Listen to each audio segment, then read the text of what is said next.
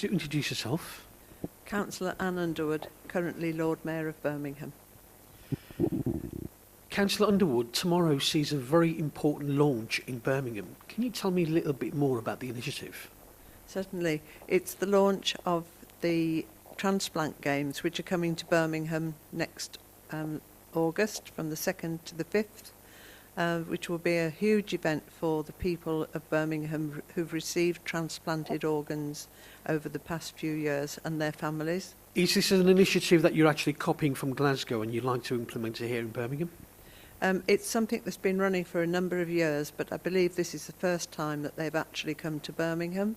So I went to Glasgow to have a look, see what they were doing there, and it is quite obvious that it's such a beneficial event for these young people and even older people that have had the transplants, and to see the way that they live now compared with the way they used to live before the transplant just convinced me that it is something we really have to get behind in Birmingham.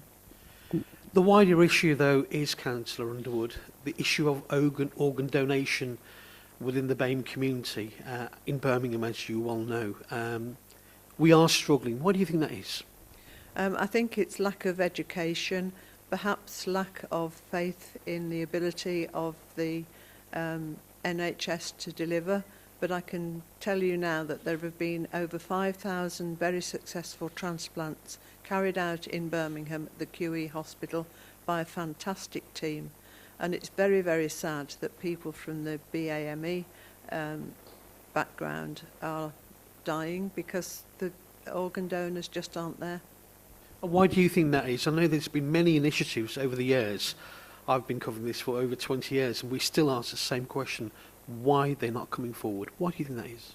I think there's still a lot of reluctance, particularly in the older members of the various congregations that we're hoping to reach. And I think it's something that just needs a drip feed of education on a regular basis to get them to see that it's nothing to be afraid of. It can't interfere with your religious beliefs. It's just something that is quite natural. However, the reality is, and if you speak to the medical experts, the Asian community is more prone to diabetes, hepatitis C, all these attributes towards kidney failure and organ failure. Absolutely right, yes. And it's an even bigger reason why people from the ethnic minority groups in Birmingham should come forward as donors. It's very simple to get hold of a donor card and to make your relatives aware of the fact that this is what you want to happen should you be unfortunate enough to pass on. But then the flip side to that story is also it's considered to many to be a taboo subject. People don't want to talk about death. Yes, it does seem so. And also the technology and the technological advancements now mean that there are no reasons such as the delay in burial. Because there is this amazing machine called the heart box, which means that the heart can be removed from the body and kept alive in a piece of equipment rather than having to stay within a body. So it means that the 24-hour rule can be kept to.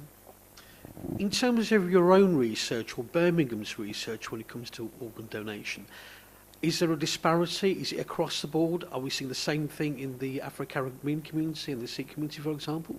Absolutely, exactly the same. There seems to be a reticence to come forward, and I just don't understand it at all. It's so sad. And you only got to look at a young lady who's just had a kidney transplant 5 days ago. What a difference, and she's actually gone home today. And this is a lady from an Asian background. So it is possible.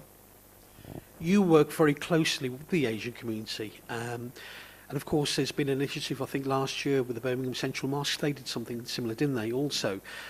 But there seems to be two schools of thought when we're talking about the Muslim community, which also seems to see a higher rate. Yes, you're absolutely right. And I don't understand the divide, but there definitely is a divide there. Whether it's that some of the chairmen of some of the mosques are a bit more forward-thinking and others are more traditional, I don't know, I don't understand it at all, but I would just ask everybody in every age group to just think how they would feel if it was someone close to them that needed the transplant and they could do something about it, then maybe they ought to consider. Some Muslim scholars would say, yes, a life is precious and you should preserve life. But then you've got the Muslim Council of Britain who would say, well, any intervention with the body is sacred and that shouldn't take place. Well, maybe I should go and talk to them direct. But I don't see that it's logical personally. What other initiatives do you have planned? I know we have Organ Donation Week, it's marked in the calendar, and as you've already mentioned with Glasgow, with the Games, do you think this will be an impetus to maybe encourage more people to take awareness? Certainly hope so.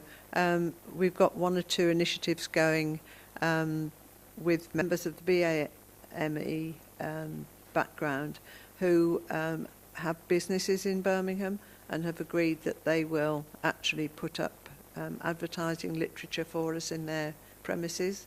And we have members of the Asian background and the Black and African Caribbean background who will come forward and do small snapshot interviews so that hopefully people will hear those and hear it coming from their own side rather than from a white elderly female like me, might get the message. We just have to do something. Two of the most accoladed hospitals, the Children's Hospital in Birmingham and the QE, have done some tremendous work, but they're also saying the same thing as yourself. Yeah, absolutely. I was in the hospital yesterday meeting some of the people who are in there waiting for transplants or waiting for treatment so that they'd be fit enough to have transplants. And it's just so sad to see. But there is this problem, and it's right through the UK. It's not just Birmingham. We're not just talking about adults, we're talking about children as well, so these debilitating diseases can hit all society, can't they? Absolutely. There were two very inspiring young children yesterday who'd taken part in the Glasgow Games. One young lady had something like 12 medals for swimming, for running, for tennis, for table tennis, for badminton. All of this she could never have done before she had the transplants. But then if we look at blood donation, that also, we're still very, very underrepresented, even when it comes to blood transfusion. Absolutely right. Any organ that processes blood, or blood itself, has got to come from a BAME background if that is your natural heritage. You're leading the pathway to this great cause. Are you getting support from other local councillors and MPs in the city? Certainly getting a load of support from my local councillor colleagues. I've found a tremendous amount of support from members of the BAME background, and I think if we can just galvanise everybody together, we can make a difference. If we talk about integration and cohesion, no better story than the one that's just surfaced only a couple of weeks ago with our local MP, Khalid Mahmood MP, who suffered from kidney failure almost on death's door in 2008. And it only surfaced 3 weeks ago. He had a kidney transplant in 2014, and the donor was Sean Simon. Absolutely. It's amazing. But all over the city there are stories of donations. But this one, that particular one, of course, was cross background and fantastic. And it just echoes the same sentiments. Yeah. So we have a Muslim MP Yeah. and an indigenous white Christian Absolutely. Yeah. donor. Exactly. Yeah. What's the future plans? So we've got the games coming forward. What Yeah. would you like to do, certainly in terms of your mayorship, over the next 12 months, or certainly the next... Do you have a 5-year plan, for example? Well, I shan't be here for 5 years. I actually retire next May, but I don't intend to drop it. I shall continue to work with Professor Neuberger, if he will let me, and to try to get this anomaly put right. Councillor Underwood, you do some tremendous work in the community, but you work very closely with certain charities. I know one that comes to mind quickly is Dementia. Absolutely. Dementia is a dreadful disease, and it affects us all. It affects all races, and it's devastating to the family. It's confusing and worrying to the person that starts to get the dementia or gets the diagnosis. And there's some wonderful work going on out there in the community to help with this. But the one thing or one or two things that you can do, if you've got an elderly relative that lives on their own, make sure they're not isolated, make sure that somebody goes and talks to them and that they have something of interest to do to keep the brain going.